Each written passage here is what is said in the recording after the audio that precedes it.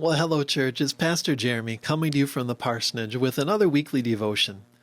Today we continue our tour of the stained glass windows at the Court Street United Methodist Church as we take a closer look at the righteousness window in the Court Street Chapel. In the small prayer chapel at Court Street Church, there's a series of 8 windows inspired by the beatitudes, the blessings that Jesus gave in his most famous sermon, the Sermon on the Mount. And today we're going to take a closer look at some of the images in the window inspired by the 4th blessing. Blessed are they which do hunger and thirst after righteousness, for they shall be filled. Last time we looked at this window, we talked about that word, righteousness. We learned that righteousness is the opposite of wrongness. Righteousness is what we call it when we are at peace with God and with God's creation, and with the people who are created in God's image. In the upper panel of this window, the artist has given us several images and symbols representing righteousness. And we're going to take our time exploring these symbols because they represent some of the biggest ideas and most powerful stories in the Christian faith. The first symbol we're going to look at is the praying hands. The artist who created this window is reminding us that prayer is one of the ways in which we find rightness in our relationship with God. One of the greatest spiritual pitfalls we can stumble into is trying to have a relationship with God without prayer. Now, there are lots of reasons why we don't pray. Some of us feel intimidated by the idea of prayer. We feel like we have to use churchy language like the pastor does on Sunday. Or we're afraid that we will do it wrong and God won't talk to us. Or maybe we're afraid that we will do it right and God will talk to us. Some of us don't pray because we feel like we don't have the time. Some of us just plain forget.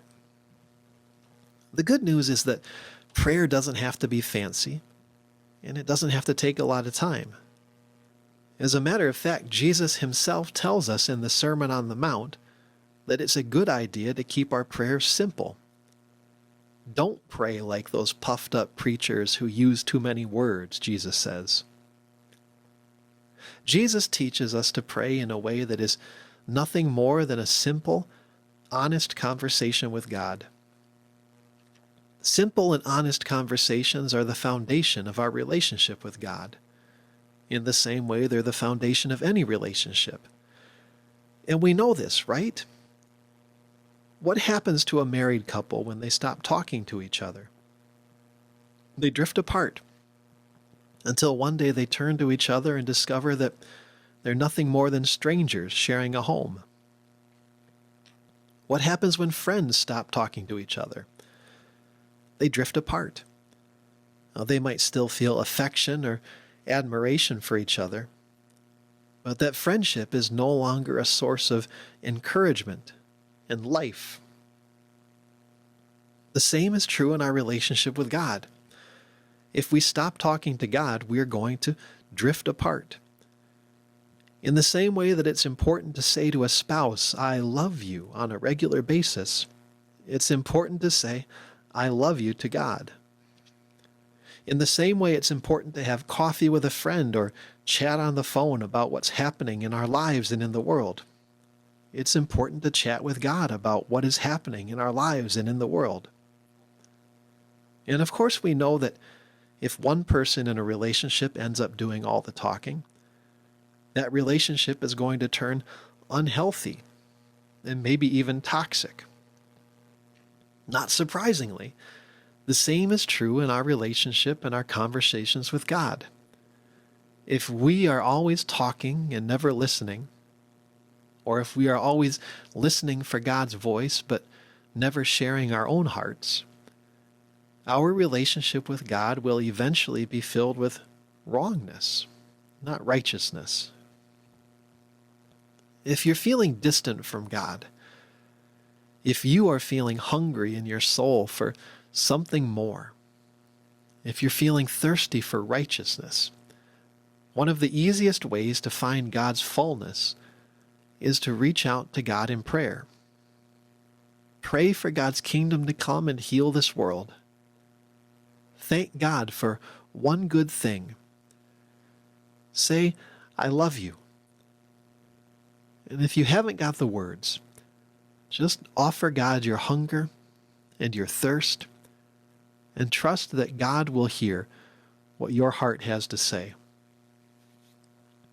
Usually I end this time of devotion by leading a moment of prayer, but today I want to do something a little bit different. Today I want to offer a quiet moment that you can use to reach out to God with whatever prayer is in your heart. Maybe this will be easy for you.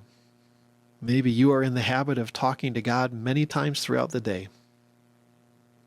Then again, maybe this is going to be hard for you. Maybe this is new to you, or maybe it's just been a while. If that's the case, I'm going to repeat the advice that Jesus gives. Keep it simple, keep it honest, and trust that God can fill in the blanks. Take a deep breath, and let's take a quiet moment to pray.